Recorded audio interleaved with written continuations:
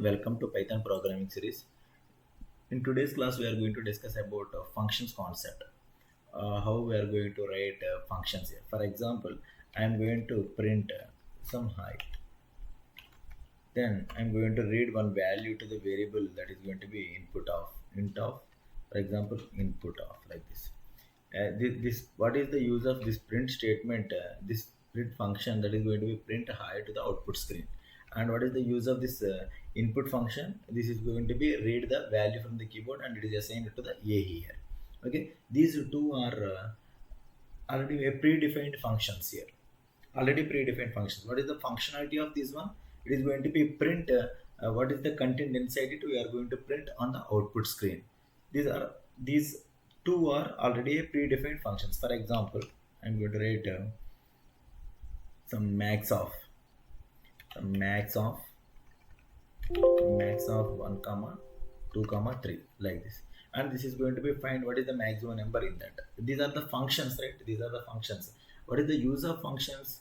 We are going to write a block of statement and we are going to place it one side and we are going to use it number of times like this. For example, already some predefined functions are there. We are going to use min, max, ceil, floor, some square root of, power of functions, and these are already predefined functions. We are using it a number of times.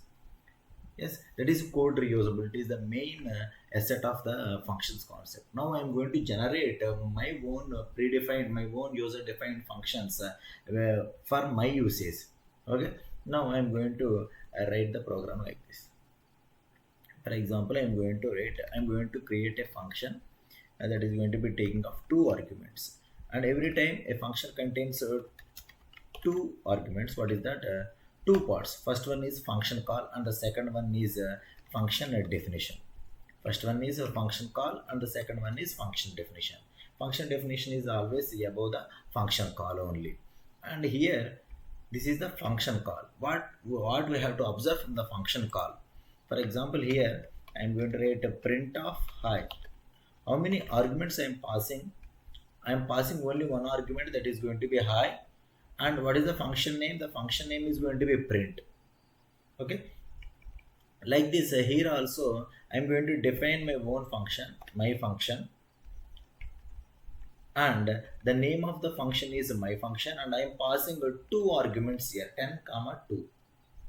Okay, and I'm going to define that function now using the keyword def. I'm going to write every time when we are going to define a user defined function, we have to start with the keyword def. And what is the function name? myfun.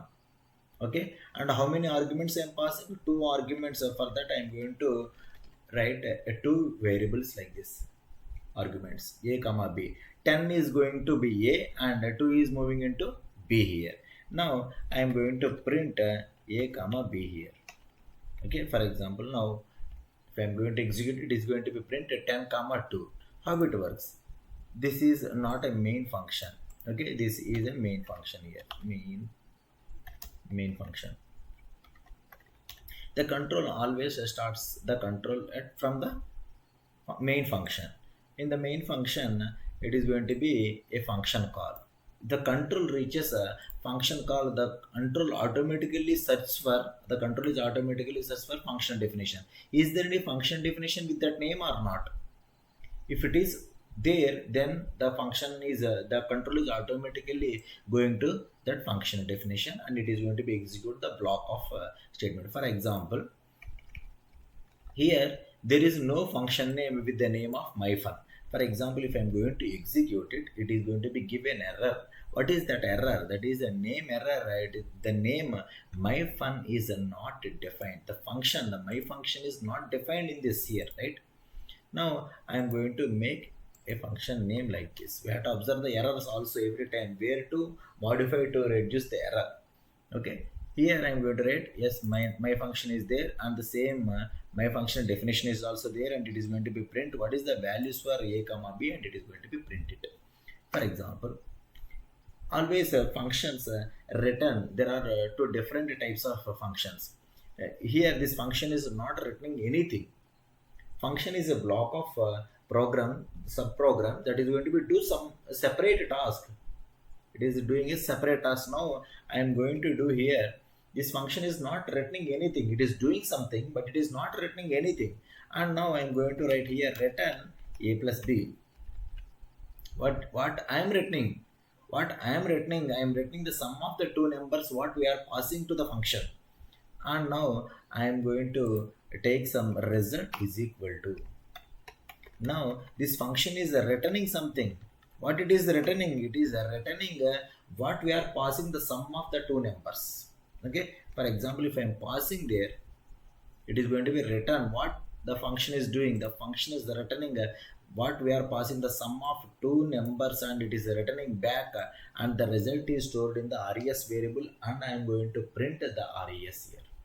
This is a function call. Every time whenever the most important point here is a function is taking some values, and it is doing some operation, and it is going to be return some value every time. Okay, this is the main concept here.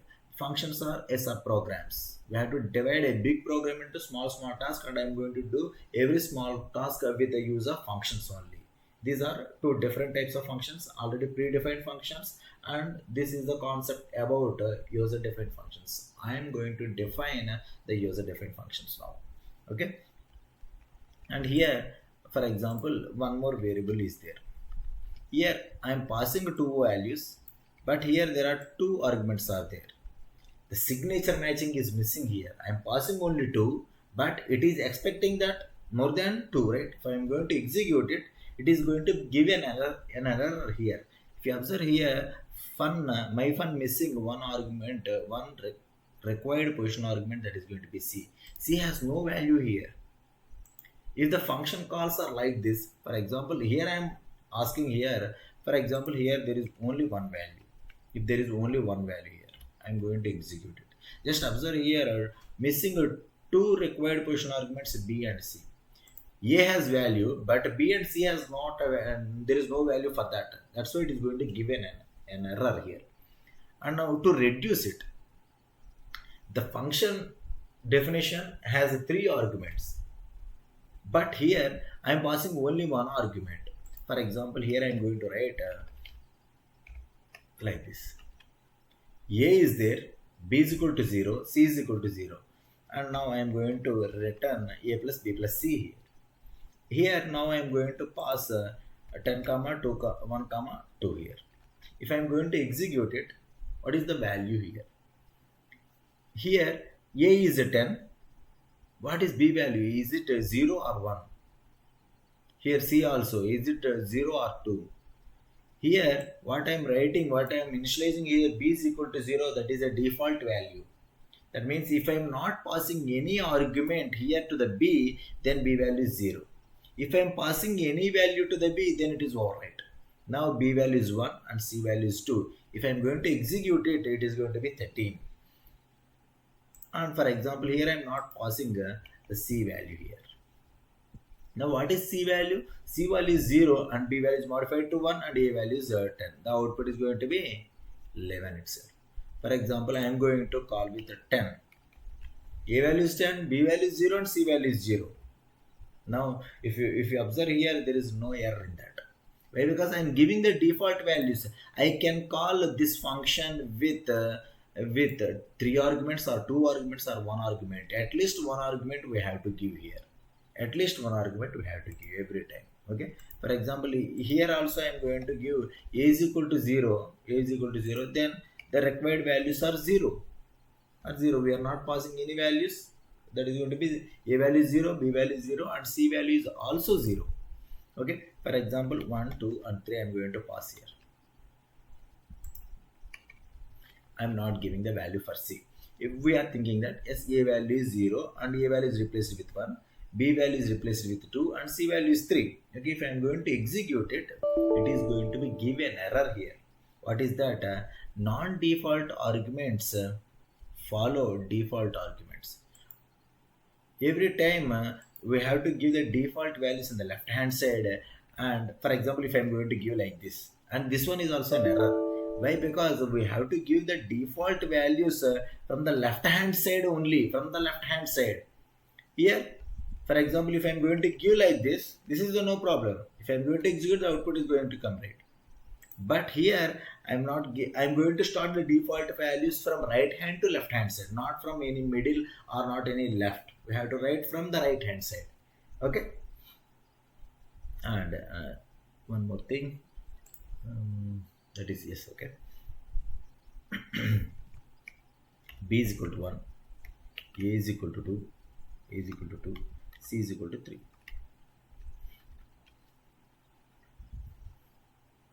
Here I'm not writing anything, I'm just printing here what is A, what is B, and what is C. And I'm not writing anything, that's why I'm going to remove all these things. If I'm going to execute, what is A value, what is B value, and what is C value? Here I'm passing with the labels. Here I'm passing with the labels. This is passing with labels here. If I'm going to execute it, just if you observe here,